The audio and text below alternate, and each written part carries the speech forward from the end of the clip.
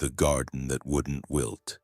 The town sat between a gray river and a rank of black pines, a small knot of roofs where winter stayed longer than it should. On the hill stood the stone monastery, its bell slow and hollow like a tired heart. Behind its walls lay the garden people spoke about in low voices, the plot that never browned, never fell to frost. Smoke from hearths hung over the houses, and townsfolk climbed the path with baskets, telling themselves faith warmed their hands. They said the garden was blessed after a famine when the river ran thin and the fields died. They said the blessing never wore off. At night the wind pushed through the pines and the bell clicked lightly in its frame.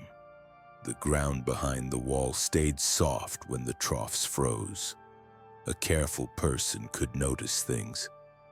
The snow along the path did not hold a crust. Ice melted there in a slow sinking, as if something breathed under it. Sometimes a smell of iron slipped through the gate and vanished. The people were not fools, only tired.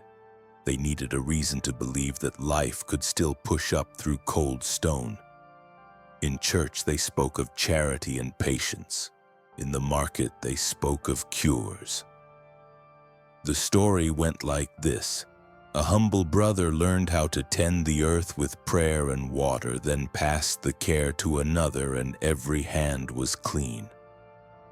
Only a few noticed the keys that never left the keeper's belt, or the new locks in the lower hall, or the narrow ruts a wheelbarrow left when the moon was thin. A teacher from the academy arrived one fall to study the soil. He took a small sample with a spoon and said the ground held more warmth than it should, as if it made its own weather. The monk smiled and said grace could do that. The teacher frowned but wrote it down, then left before the first snow. His notebook went into a drawer no one opened. The river froze with a sound like a log splitting, and the town kept moving because there was no other choice. The monastery ovens filled empty rooms with a sweet fog. Snow piled against the wall and then slid away in a curve, and bright leaves showed their ribs to the sky. From the hill you could see the town's single street as a thread of fire, and the sea beyond it beating with patient breath. The garden did not sleep. It kept its own time, and the time was not winter. A hand raked the beds in even lines.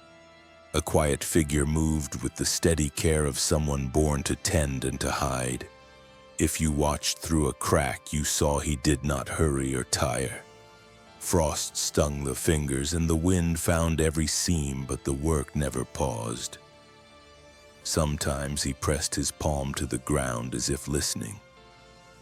Sometimes he tilted his head and smiled at nothing you could see. The monastery recorded names in a neat hand and thanked donors for wood and wool. The bell tolled the hours. The keeper of the keys, still unnamed by the town, worked the soil with a care that felt like love to anyone who did not know the shape of his mind. Once a thaw came in a rush, and the river rose and shoved rotten ice against the bridge. From the hill, water looked like quick glass. Down in the yard, the warm plot bled off the flood in thin white veils. The air tasted like pennies. The keeper walked the rows and counted under his breath. He counted plants. He counted other things too. He set a small stake where nothing should grow and tied a strip of cloth to it. He did not take it down. No one asked why. They said the garden had earned its mysteries. By spring, the town did not remember the fear that came with the rise of the river. They remembered how the earth up there always seemed to know their hunger and answer it. They called it a blessing because there was no stain on the altar and no scream in the wind. The ground kept its silence. The town, which wanted mercy more than truth, turned its face from the hill and called the feeling in their chests relief. Though it felt heavier each year like snow that never melts. The garden did not wilt, and the one who cared for it, gentle in his walk and careful in his work, kept the gates closed with a thoughtful hand while the roots below took their portion and waited for more. Brother Elias was the kind of man people trusted without question. His face carried the softness of someone who listened more than he spoke, and his movements were deliberate, patient, without waste. Children followed him when he walked through the village, clutching his robes, and widows greeted him at their doors as if his shadow itself might bring comfort. He smiled gently, tilting his head in a way that suggested humility, and his words, always measured, never failed to soothe. He knew exactly how long to let silence linger before offering reassurance. Behind that calm, however, something older and colder ticked inside him like the gears of a clock. Elias had been sent to the monastery in his youth. The elders said his devotion was unmatched, that he could recite the Psalms without faltering and fast, longer than any brother. He had a gift for patience, they said, for waiting without complaint. Yet it was not faith that taught him patience. It was calculation. From an early age, Elias had learned that pain lasted longer when stretched, that hope sharpened agony when dangled like a thread above the suffering. His childhood had been marked by watching animals on the family farm, the way a lamb struggled when its wool caught on barbed wire, the way it cried out longer than seemed possible, only to go limp in a silence more chilling than the cry itself. Elias did not forget such lessons. They became part of him, stored and refined, waiting for use. As a man, he learned to hide this side of himself beneath layers of devotion. He cultivated warmth like a gardener tends blossoms. He volunteered to tend the sick, carried bread to the poor, and kept his eyes lowered in prayer. The monks believed his humility was genuine. The townspeople believed his kindness was salvation. They saw him as the keeper of the miraculous garden, chosen by divine will. No one suspected that Elias viewed every face not as a soul, but as a possible vessel for the garden's hunger. Inside his chambers, tucked in the cellar beneath the monastery's oldest wing, Elias kept notebooks. On their spines he inked false titles, psalms, homilies, liturgies. But inside the pages lay rows of figures, sketches, and careful observations. He measured more than water and sunlight. He recorded heart rates under duress, the changing scent of blood exposed to air, the length of time a body remained conscious under different restraints. Each entry was written in a hand as neat as scripture. He called it his study of suffering. What Elias sought was not the thrill of pain for its own sake, nor the chaos of violence. He despised waste. To him, pain was a resource, a raw element that could be harvested like wheat or drawn like water from a well. And he believed the garden on the hill was proof. Each time he buried remnants beneath its soil, ashes, fluids, marrow scraped carefully from bone, the plants swelled brighter, greener, as though they drank what was left behind. This was not cruelty to Elias. It was ordered. It was the world functioning as it should, the strong giving their essence to sustain growth, the garden consuming what others overlooked. His methods were as deliberate as his public kindness. He never rushed. He never struck in anger. He prepared his victims like a priest preparing the altar, every gesture measured, every tool polished and clean. Rope was boiled to soften its fibers so it would not cut skin too quickly. Iron hooks were smoothed at the tips to delay tearing. He preferred methods that drew out the hours where the body's own systems became the instruments of torment. Circulation, breath, digestion. In Elias's vision, suffering was not to end abruptly, but to unravel slowly, each moment distilled and absorbed into the soil. To those outside, Elias remained a figure of innocence. He laughed softly when children offered him flowers. He bowed his head when praised for the monastery's generosity. Yet at night, when the bells slept and the garden glowed faintly in moonlight, Elias would walk its rows and feel the earth with his bare hands. He could sense it then, the pulse beneath the soil, faint but alive, as if the ground itself breathed. He whispered to it in words no one else would hear, words that blended prayer with hunger. He believed himself chosen not by God but by the earth itself to keep its hunger sated. The town knew Brother Elias as their gentle protector. The monastery knew him as their most obedient servant. Only the soil knew him for what he truly was, a man who had found beauty in suffering and who would dedicate his life to feeding a garden that never died. And soon, that hunger would need more. The winter thaw came slowly that year, dragging mud down the hill in thin streams, carrying twigs and dead insects into the swollen river. The town was restless, waiting for the earth to loosen, waiting for work to begin again. Among them was a boy named Samuel Green, a farmhand barely 16, with wrists too thin for the weight of the plow he pulled. His family was poor, living on the edge of the woods where the pines choked the light.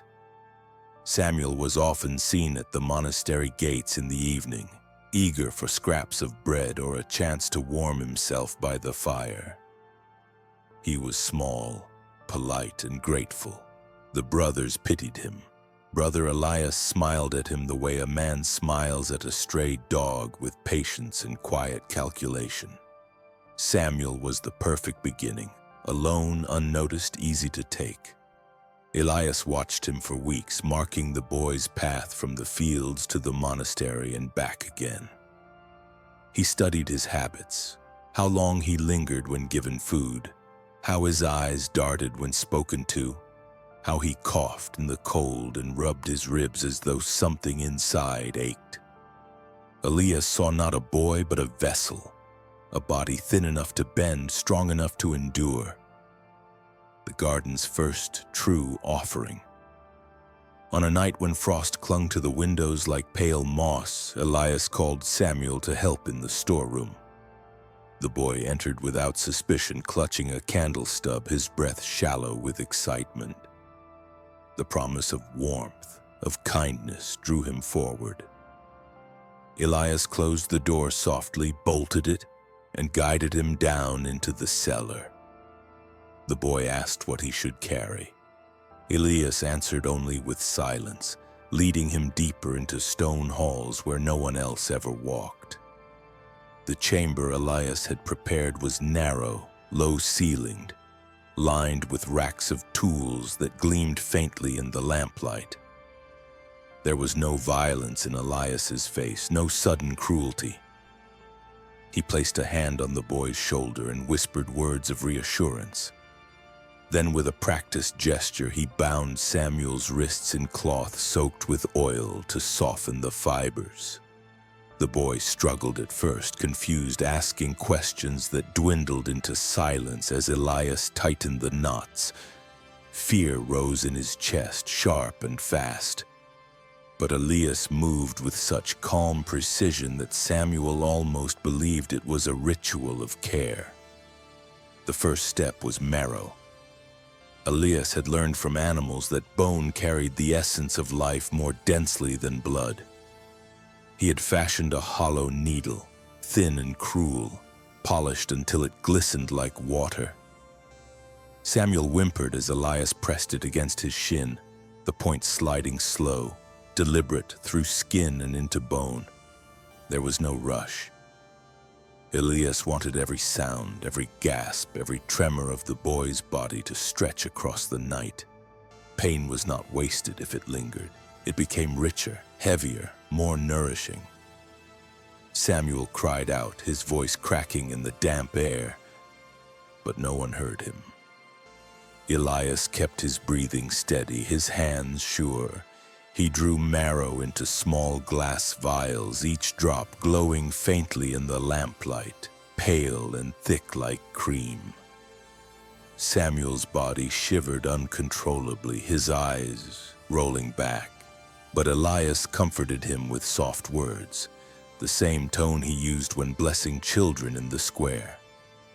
The cruelty was hidden behind care, as if Elias wanted the boy to believe he was chosen for something sacred.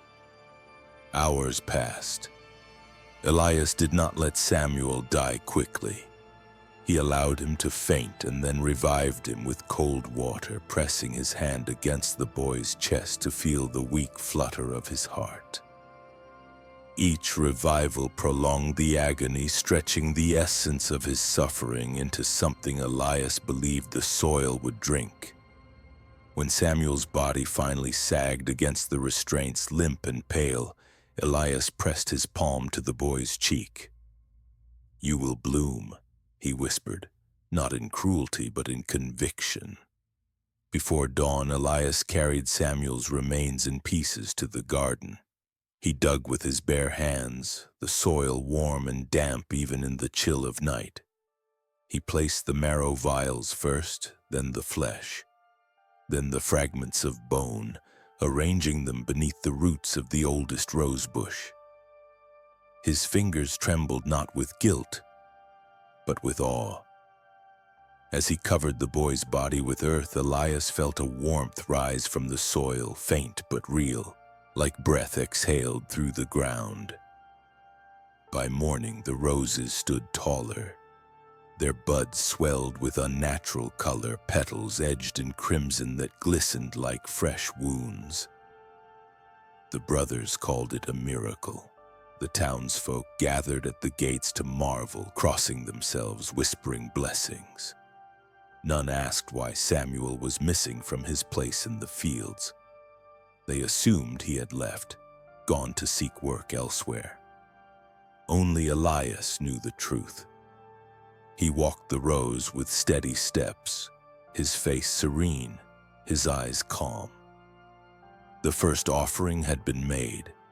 The garden had accepted, and he knew with chilling certainty that it would never be satisfied with just one. By spring, the garden had begun to draw attention beyond the monastery walls. The roses, the herbs, the strange vegetables that defied frost and sun alike. All seemed to pulse with life that did not belong to this world. Townsfolk whispered of miracles while the monks offered prayers of thanks. They brought water and fertilizer, and the soil responded with a brilliance that could not be explained. Yet no one saw what truly nourished it. The earth drank silently, and Brother Elias fed it every night with patience, precision, and ritual. The garden had a rhythm now, one measured in pain as well as growth. After Samuel, Elias had learned the delicate timing needed to coax the soil into craving more. He did not rush. He could not. Nature, even corrupted nature, demanded respect. He moved through the rows as though the plants spoke to him, listening to the subtle vibrations in the ground, to the tiny sighs of roots stretching beneath frost-dark soil. Every leaf, every bud, every petal was a signal. Some nights the soil vibrated weakly, tired from its feast. Other nights it thrummed in expectation, hungry for the next offering. It was on one such night that a new candidate arrived. Sister Miriam, a young postulant whose devotion was unquestionable, lingered in the cloisters after Vespers, humming a hymn softly to herself. Her hands were clean, her mind untroubled, her heart open to comfort. She carried her own curiosity like a lantern, eager to see the garden that would not wilt. Elias watched from shadowed archways, noting the sway of her shoulders, the tilt of her head, the way her eyes lingered on the flowers as though trying to memorize their secrets. She was perfect, young, compliant, trusting. The soil had whispered and Elias had answered. He guided her to the garden under the guise of instruction, speaking in gentle tones that invited questions and accepting them with soft nods. The path to the cellar was a lesson in patience. Elias offered her work, weeding, planting, tending seedlings. Miriam obeyed, her hands brushing soil that seemed almost to pulse beneath her fingers. She smelled the faint copper tang of something hidden, but Elias's calm smile and steady voice suppressed suspicion. She thought it was the scent of iron-rich earth. Once in the cellar, the ritual began. Elias did not strike. He did not scream. The instruments were laid out like tools for a gardener: vials, thin needles, cloths, polished hooks. Miriam's confusion and fear were soft notes in a symphony that only Elias could hear. He moved slowly, whispering encouragement as her strength ebbed. Each breath she drew was a thread in the tapestry of the garden's feeding. Pain, Elias had learned, could bloom just as surely as petals if carefully tended. The marrow was drawn first, and the flesh next, not in haste, but in long, careful hours. Miriam's cries were muffled by the thick walls of the monastery's lower chambers. Each drop of essence collected, measured, and distributed beneath roots that curled around stone like patient serpents. Elias felt the warmth rise from the soil once more, faint but unmistakable. The garden accepted the offering, and in return it shimmered with vitality that seemed almost unnatural in its intensity. By dawn, the garden was transformed. Leaves stretched wider, petals glistened with dew that never evaporated, stems hardened as though carved from living crystals. The brothers marveled at the sudden vitality, unaware of the cost. Elias walked among them, serene and calm, praising the garden's gifts, offering instruction in careful hands and blessing those who thanked him. Miriam's absence went unnoticed. The town assumed she had retired early, called to prayer elsewhere, or had been swept away by a sudden illness. In the days that followed, the garden's fame spread further. Curious eyes came from neighboring towns, scholars and wandering clerics, all hoping to glimpse the miraculous blooms. Elias smiled, bowed, and led tours, never betraying the truth. His mastery of patience and deception was now complete. He had learned to cloak horror in devotion, cruelty in service, death in nurture. And yet he understood the soil's insatiable demand. One offering was never enough. One child, one postulant, one marrow drawn in careful precision would feed it for a season. But the hunger would return. It always returned. Elias walked the rows alone at night, touching leaves and petals, listening to the faint heartbeat beneath. He whispered to the garden as it whispered back. He had become a gardener of suffering, a priest of growth, a witness to the secret that no one else could see. Life required sacrifice, and the earth was patient enough to wait for it. By the time the sun rose fully over the town, the blossoms of silence had bloomed. Each petal carried the weight of unseen torment. Each leaf hid a secret too heavy to name. And in the stillness, the garden watched, and Elias prepared for what it demanded next. The town began to notice subtle changes in the monastery, though no one could put a finger on what had shifted. The air smelled sweeter in the garden, richer, heavier, as though it carried its own pulse. Those who lingered nearby often felt a faint unease, a whisper of something watching. Children shivered in the shade of the walls, and even the monks, the most devout among them, began to feel the quiet weight of dread pressing against their chests during Vespers. Yet no one spoke of it aloud. Evil, Elias had learned, thrived best in silence. It was during this uneasy calm that Brother Elias began to sense the hunger grow. The garden's pulse was irregular now, a low thrum beneath the soil that tugged at his conscience and sharpened his meticulous planning. The first offerings had fed it for weeks, but the soil wanted more. It whispered in subtle ways, a tremor under his palms, a faint vibration at night, a barely audible hum when he pressed his ear to the earth. Elias understood what it demanded: more flesh, more marrow, more life to draw from.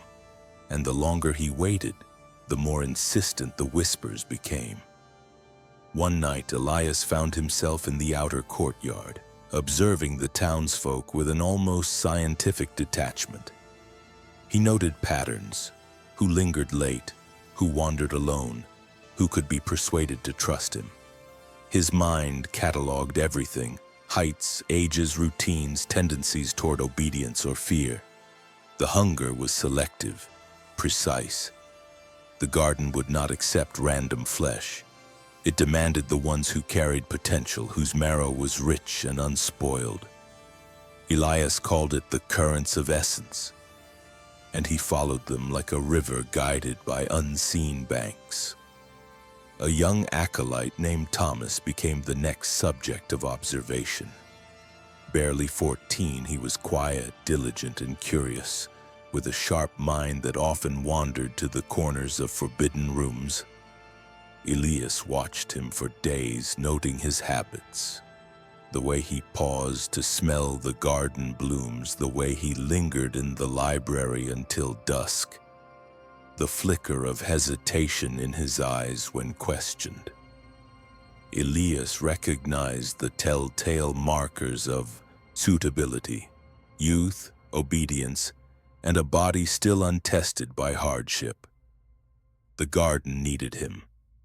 Preparation, Elias knew, was everything. He arranged the cellar meticulously, hooks polished, ropes softened, vials labeled with faint ink that would not fade under candlelight. The chamber smelled of earth and iron, a subtle warning to anyone who might stumble into it, though none ever did. Elias did not hurry the process. He allowed anticipation to build like a tide, knowing the soil responded to the rhythms of fear and curiosity alike. Pain, he believed, must be cultivated as carefully as the blossoms above. When Thomas arrived, led by Elias under the guise of instruction, the boy's trust was complete. He obeyed the monk without hesitation, eager to learn, unaware of the ritual that awaited. Elias guided him with the same calm, measured precision he had used for Samuel and Miriam. Every motion was deliberate: the binding of wrists, the drawing of marrow, the careful collection of blood. Elias allowed Thomas moments of confusion and faint resistance, listening to the subtle signs of panic, the rise and fall of his heartbeat, the shiver of muscles under tension. These details, absorbed into Elias's memory, were as important as the offerings themselves. Hours passed. Thomas's body trembled, fainting and reviving under Elias's control. Each drop of essence fed the soil, each sigh and moan absorbed into the garden's hunger.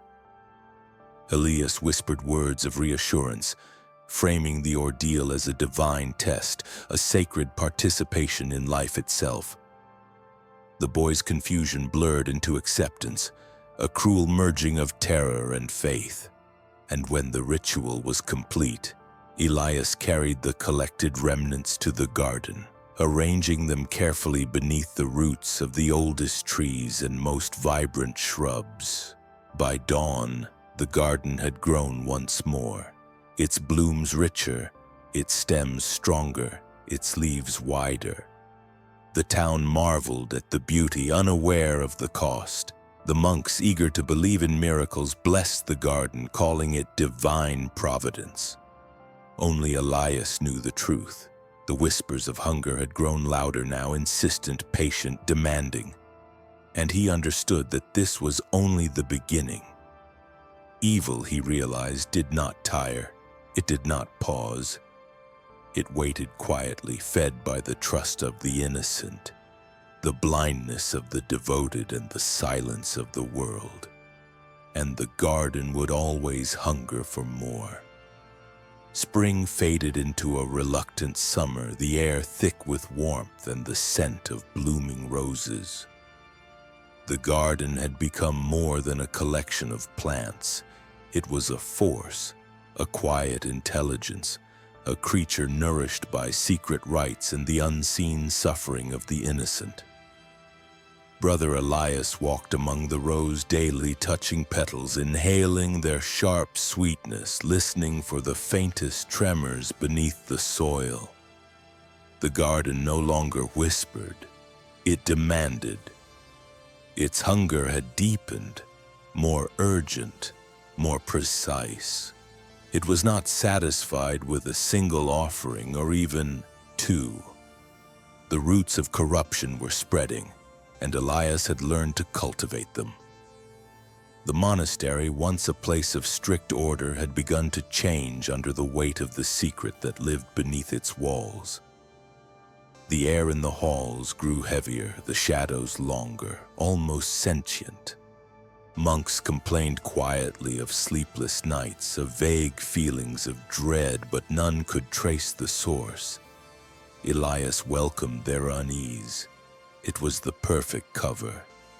Suspicion, once planted and nurtured, would grow in their minds, but never enough to reveal him. He had become a master gardener of not just the soil, but of fear itself. It was during these months that the first hints of moral erosion took root among the brothers themselves. Elias began to manipulate small events, placing doubt, whispers, and fear in precise patterns. A missing tool here, a mislaid book there, tiny disturbances that made the monks second-guess their perceptions. The garden's influence seeped beyond the soil. It infected the air, the walls, even the minds of those who tended it. Elias smiled at the irony. The earth fed not just on flesh, but on the silent surrender of conscience. The next candidate was a girl named Eliza, orphaned and timid, with eyes too wide for her small face, and a trust so complete it made her invisible. Elias watched her from the shadowed cloisters, noting her routines, her hesitations, her moments of unguarded curiosity. He studied her like a scholar of human anatomy, cataloging her responses to authority, her reliance on kindness, the rhythm of her breathing in the cold morning air. Every observation was preparation. The garden demanded precision, and Elias supplied it with meticulous patience.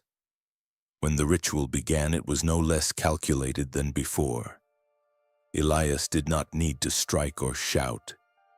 He guided Eliza through the cellar as though it were a classroom, spoke in calm tones, assured her that her participation was sacred, even noble.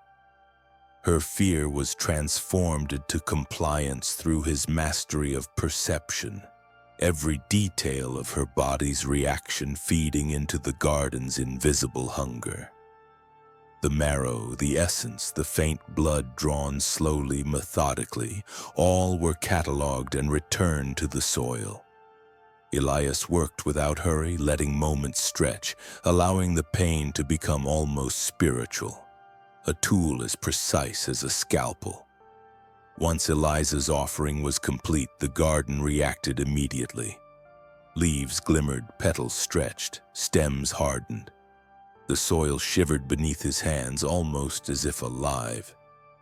Elias felt a thrill that was not mere excitement, but an understanding of a natural law inverted. That life could be manufactured, grown from suffering, perfected through ritual. He had become the conduit, the gardener, and the priest.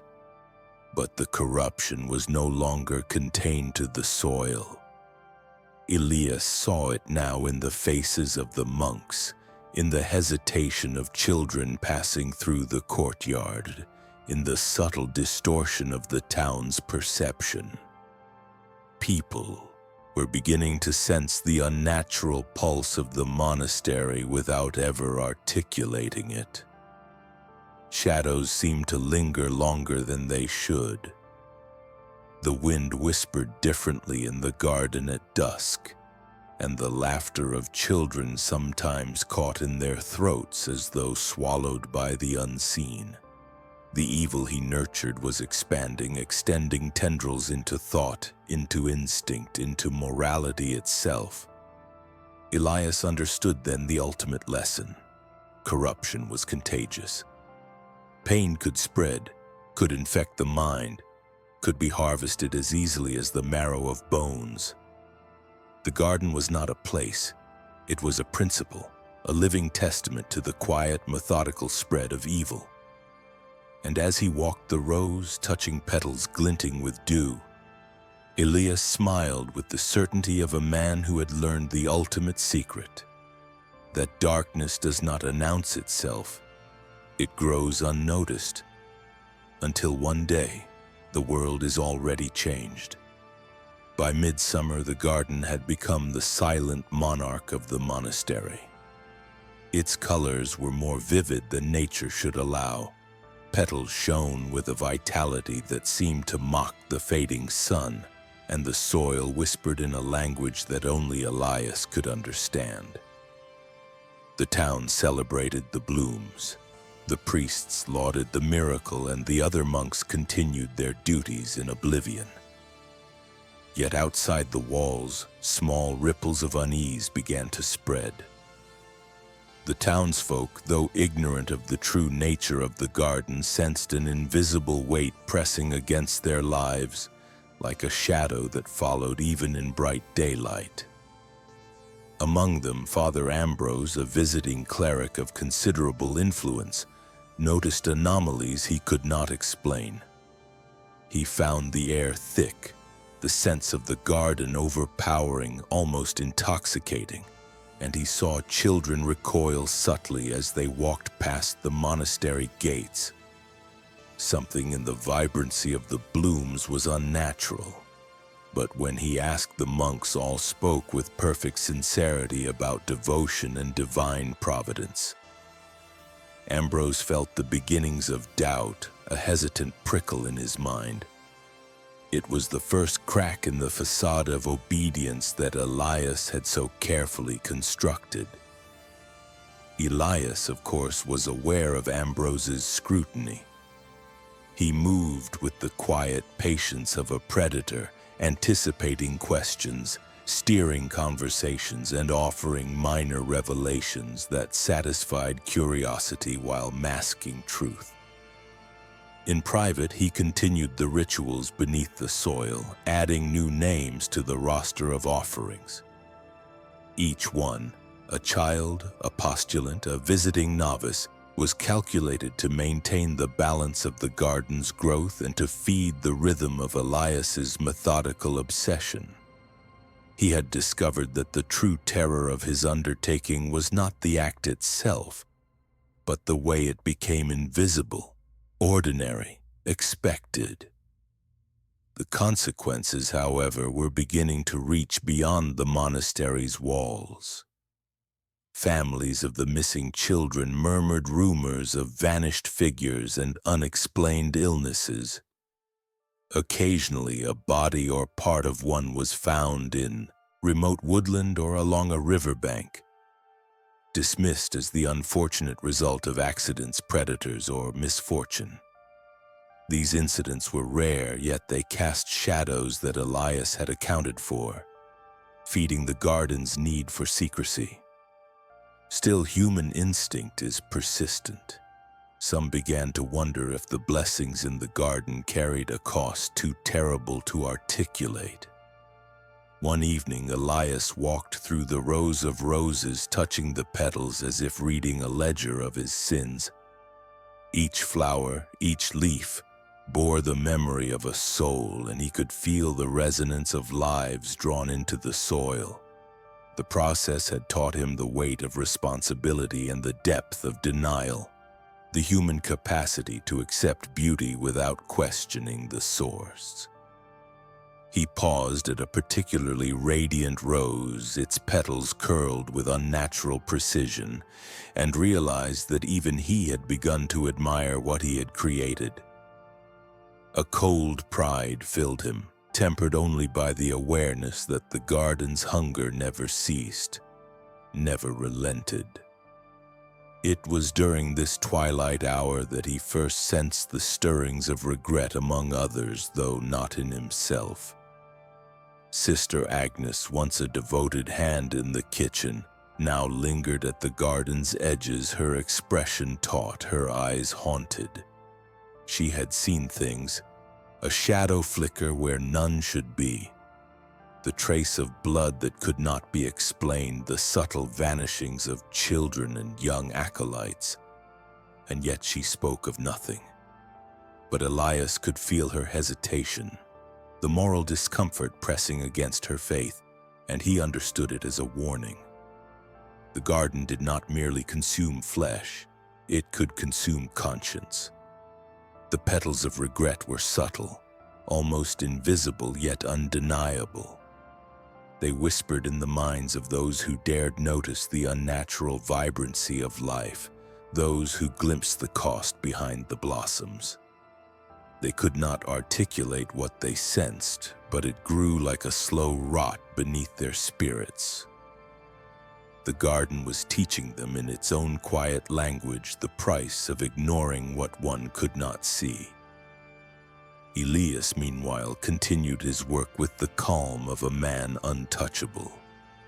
Each ritual completed, each essence returned to the soil, was a confirmation of his method, his patience, his unshakable control. Yet even he recognized the growing tension, the moral tremors in the hearts of the innocent, and he adjusted his guidance accordingly, offering subtle reassurances, diversions, and small comforts to maintain the illusion of holiness. By the end of the week, the petals of regret had multiplied. Those who observed closely felt a pang of discomfort or unease. Those who ignored it went about their lives untouched. The garden and Elias's orchestration of it had achieved a perfect balance. Horror hidden in plain sight, evil normalized, and the human spirit quietly bending to the rhythm of unseen suffering. The roots of corruption had spread both in the soil and in the hearts of men, an invisible network that promised both abundance and terror for as long as the monastery stood. The summer air pressed heavy on the town, carrying with it the sickly sweet perfume of the monastery's garden. At first it was celebrated. Pilgrims arrived to see the impossible blooms. Herbalists carried clippings away as relics, and the townsfolk spoke with pride about the miracle on their hill. But beneath the admiration was unease. The fragrance lingered too long in the lungs, clung to clothes like smoke, and left a faint taste of copper on the tongue. At night, dogs whined at the gates, refusing to cross the threshold. Farmers whispered of missing animals. The monastery offered blessings in scripture, but none could quiet the gnawing sense that something unseen was feasting beneath their feet. Brother Elias had perfected his rituals, moving now with the certainty of a man who had merged his will with that of the soil. He no longer questioned whether the garden thrived on marrow, blood, and terror. He saw proof with every bloom. Each new victim carried their suffering into the ground, and the earth answered by swelling with unnatural vitality. To Elias, this was not murder, it was agriculture. It was a covenant between flesh and root, maintained with the steady hand of a patient keeper. But the hunger had grown bolder. Elias could feel it vibrating through the floor of his chamber, pulsing in the cellar like a heart buried alive.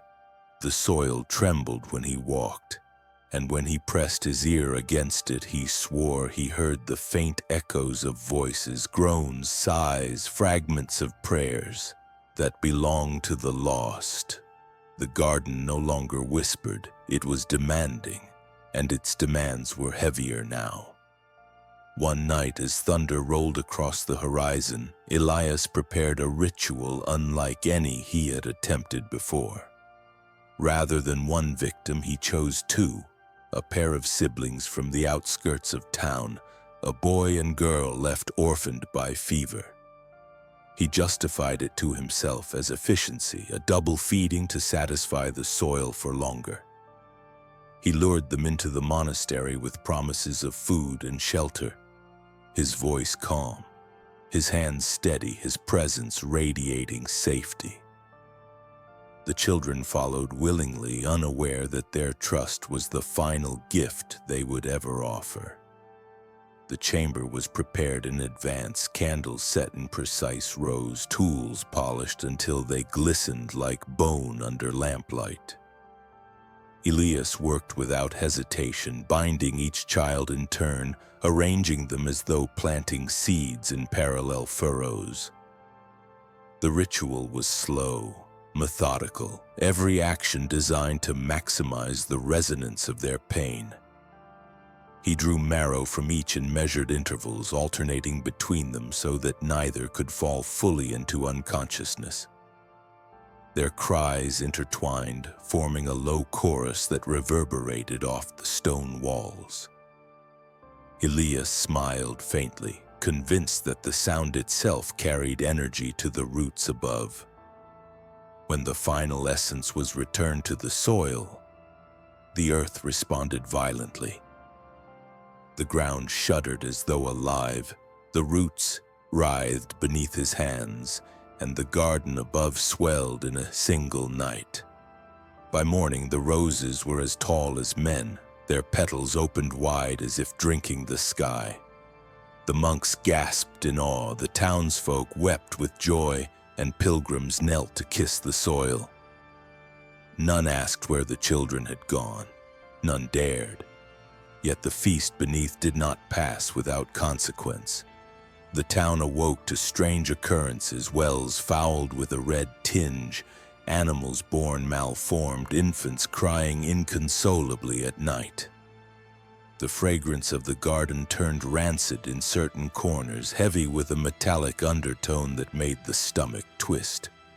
A few whispered that the miracle had soured, that too much abundance carried its own curse. But Elias, serene and smiling, assured them that all was well, that such signs were part of God's mysterious plan. His voice calmed them, his eyes disarmed them, and once more the town turned away from its instincts. Still the corruption spread quietly, like roots beneath the surface. The garden was no longer a miracle, it was a mouth, and Elias its keeper. And though the people celebrated, though the monks prayed, though the petals shone with impossible beauty, something deep below continued to feed, continued to grow, and continued to hunger. By autumn, the town was bound to the monastery as tightly as vines twined around a crumbling wall. The garden's herbs were sought for healing, its flowers for ceremony, its roots for trade. Families whispered of cures that no physician could explain. tumors that shrank, fevers that vanished, limbs that healed faster when touched by tinctures distilled from Elias's blooms. Merchants carried dried petals to neighboring villages, earning coins that filled empty cupboards. For the first time in years, the town tasted prosperity. Hunger lessened, roofs were repaired, and clothes no longer hung in tatters. Gratitude silenced suspicion. The monastery became the beating heart of it all. Pilgrims crowded its gates, desperate to buy even a single sprig. Clerics spoke of sanctity, bishops sent letters of blessing, and common folk bent their knees on stone to beg for favors. And through it all, Elias remained the quiet servant, smiling gently, bowing his head, speaking only when asked. He cultivated not just the soil, but the town's devotion, feeding their hope as carefully as he fed the roots beneath the garden. His calm presence reassured them, and in time they ceased to wonder. Yet dependence is a chain as heavy as iron. The town could not bear the thought of losing the garden, and so its people learned to turn away from certain questions. Children vanished, but they were said to have wandered to larger cities. A widow's son failed to return from his errands. But the explanation was swift. Bandits on the road, wolves in the forest. Every absence was folded neatly into a story that protected the miracle. When a father dared to suggest that the monastery might be involved, he found himself shunned, his goods unsold, his words dismissed as madness. The town had chosen its truth, and Elias had planted it deeply. The monks themselves became complicit without realizing it. They prayed over the soil, blessing its bounty, grateful for its provision. Some whispered unease in the night, recalling shadows in the cellar or locks that had no key, but they smothered such doubts with scripture. To question the garden was to question God's mercy, and none dared shoulder such guilt. In this silence, Elias found his perfect shield. The more the town depended on the garden, the less it could risk tearing away its roots. The offerings continued in secret, each one feeding not only the soil but the town's growing prosperity. Elias perfected his methods of concealment, allowing fragments of remains to vanish into rivers, ashes to drift across fields, marrow and blood returned to the garden. Each ritual left the soil richer, the blooms brighter, and the townsfolk more indebted. He watched their devotion deepen with each season, saw their eyes turn blind when the fragrance of iron tainted the air, and knew with certainty that he had them bound. Dependence is a corruption as potent as any toxin. Soon the townspeople were not merely recipients of the garden's gifts, but defenders of it.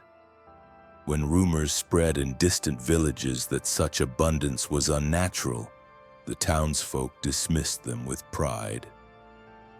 "You are jealous," they said. "You do not understand blessings." And when pilgrims left empty-handed, they were scorned, for the miracle belonged only to those who lived in the shadow of the monastery's bell. In this way, Elias no longer needed to guard his secret alone. The town itself had become his accomplice, blind in its need, deaf in its gratitude. And the garden grew stronger with each passing night, fed not only by marrow and blood, but by the silence of hundreds who chose survival over truth. The roots of corruption had spread beyond the monastery walls. They now wrapped around the entire town, binding it to the fate Elias had so patiently prepared.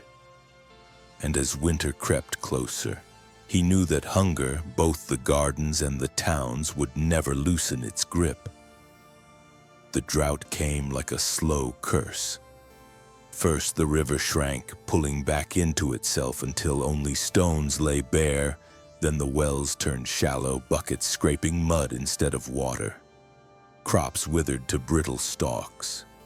Cattle sank into dust, ribs sharp beneath their hides. The town staggered under hunger and thirst, prayers rising at dawn and despair settling by dusk. Yet on the hill, the monastery garden bloomed untouched. Roses opened in scarlet bursts, herbs grew thick and fragrant, fruits swelled with color as if rain fell only there. Pilgrims arrived in awe, townsfolk gathered in need, and the monks bowed their heads in gratitude. But behind their wonder was unease. Why did nothing wither where all else had died? Brother Elias knew the answer. Each night he worked the cellar, tending not soil but bodies. The rituals had become perfected, each offering measured in marrow, in blood, in carefully prolonged agony.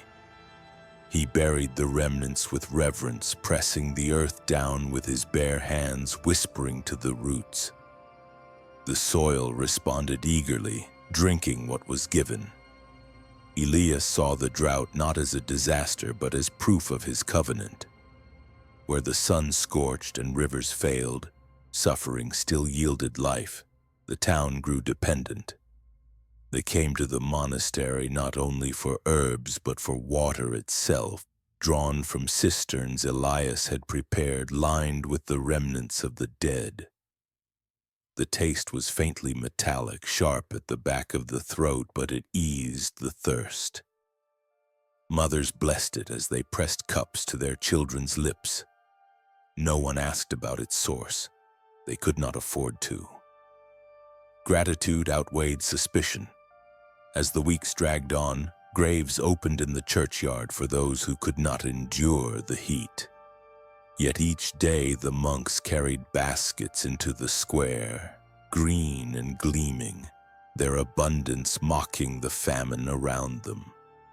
People fell to their knees in prayer, and every prayer bound them tighter to the miracle.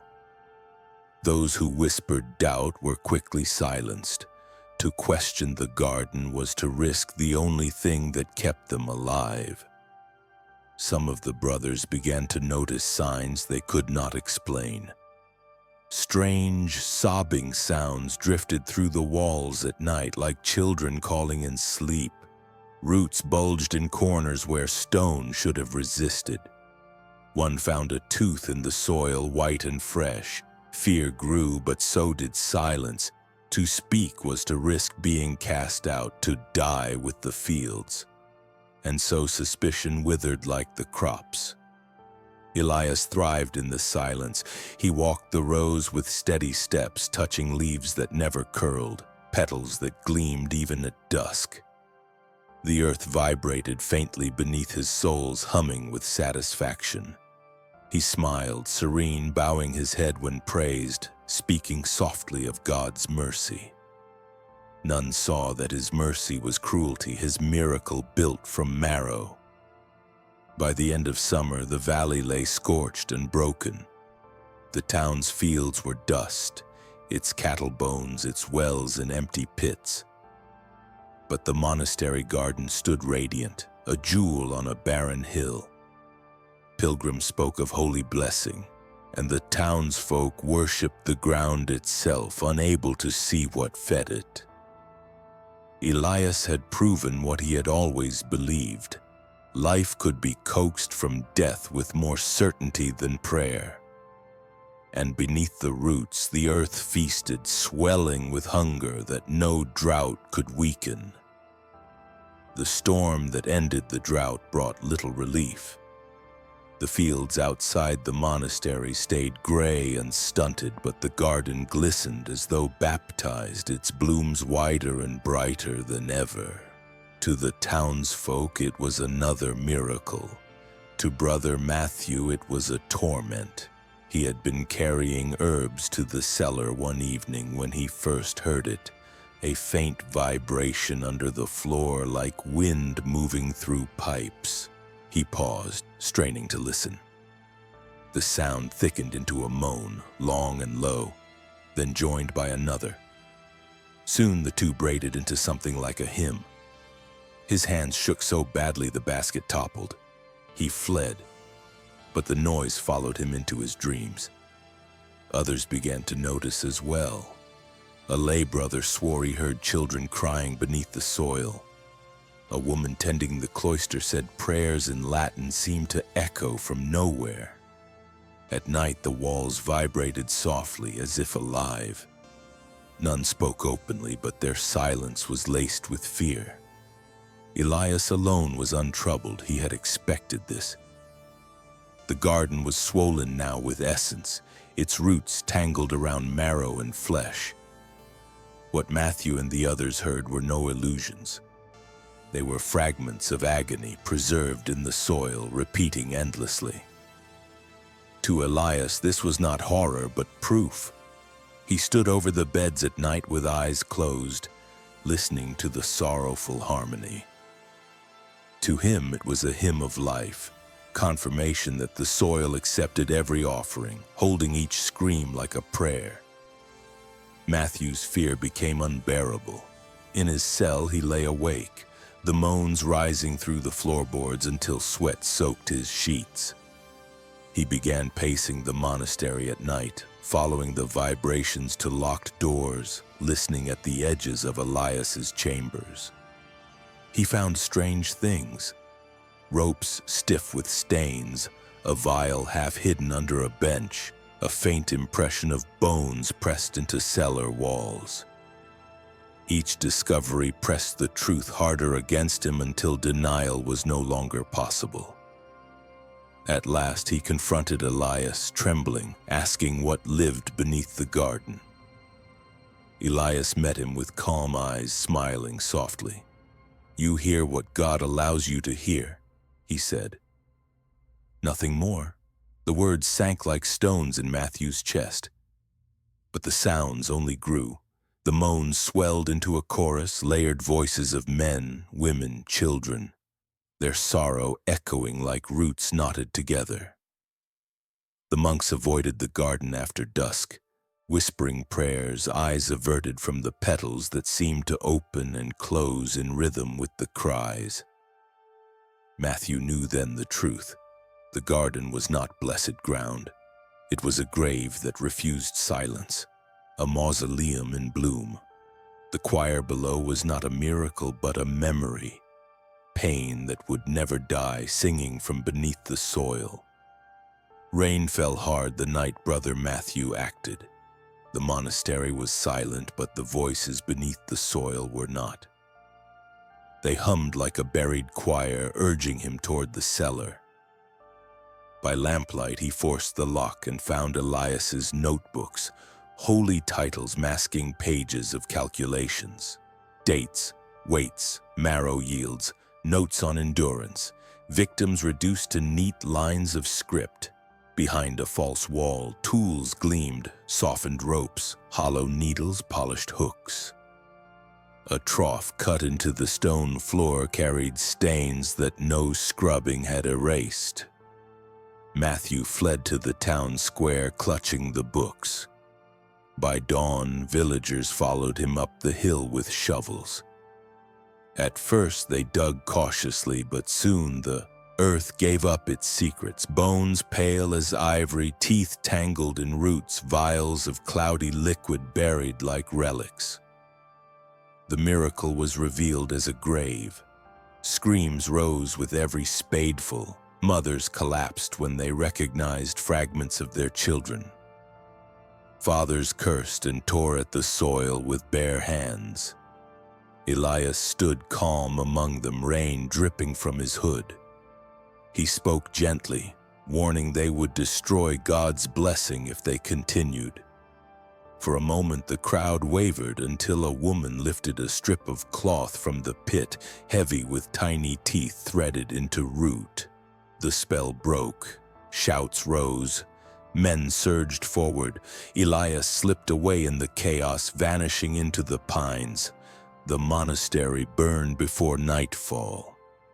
Flames climbed the rafters, smoke twisting into the sky as the bell split with a hollow crack. The garden shriveled at last, its leaves curling, its petals blackening as though remembering death too late. What remained of the victims was gathered and laid on linen in the rain. A bishop arrived days later, sealing Elias's notebooks and declaring the land forever closed. But Elias was never found. His footprints ended at the forest's edge, leaving only silence behind. The hill was leveled, the pits filled, a memorial stone set where the garden had stood. Yet at dawn, some swore they still heard faint humming in the earth, as if the roots below remembered every scream. The hill where the monastery once stood became a scar. Charred stone walls sagged under moss, the bell lay cracked in two, and grass swallowed the paths. No farmer plowed there, no child strayed too close. At night the wind slid through broken arches and made a low moan, and people muttered that the choir below still sang. The town was rebuilt, but its wounds remained. Families who had lost children marked their doors with black paint that never faded. Mothers clutched rosaries made of stones lifted from the garden pits.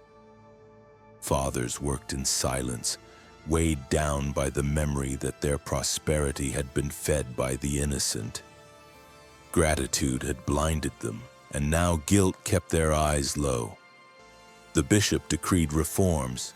No monastery could tend land without oversight. Gardens were inspected, soil turned, roots checked for remains. It was not devotion that inspired the laws, but fear. A memorial was raised on the hill, engraved with names, and for the unnamed, the innocent taken and returned. Pilgrims still came, not in awe but grief. Flowers they left withered quickly as though the ground rejected natural death. Yet rumors spread that the soil had not forgotten. Children whispered of crimson buds blooming between stones. Dogs refused the path. Hunters spoke of footprints in the pines that never washed away, as though Elias still walked. His body was never found. To some he was a ghost. To others, proof that evil does not die, it burrows deeper. Brother Matthew carried the burden like a wound that would not close. He wandered from village to village telling the story, warning that silence is the soil where cruelty thrives. Some called him a madman, but others listened with fear in their eyes. His voice broke when he said, "Evil grows when silence waters it." And silence is the easiest crop of all. The hill remained untouched, avoided by all but mourners. At dusk, some swore they still heard voices in the earth, faint and layered like roots tangling beneath stone. The past refused to rest. The story of Brother Elias endured as a warning. Evil is not loud. It does not arrive with fire or storms. It waits behind kindness, hidden in patience, growing unnoticed until it becomes ordinary. It thrives when people accept beauty without asking its price. And when revealed, it does not vanish. It waits for new soil. The narrator leaves the reflection unresolved, heavy. What do you think? Could this happen again?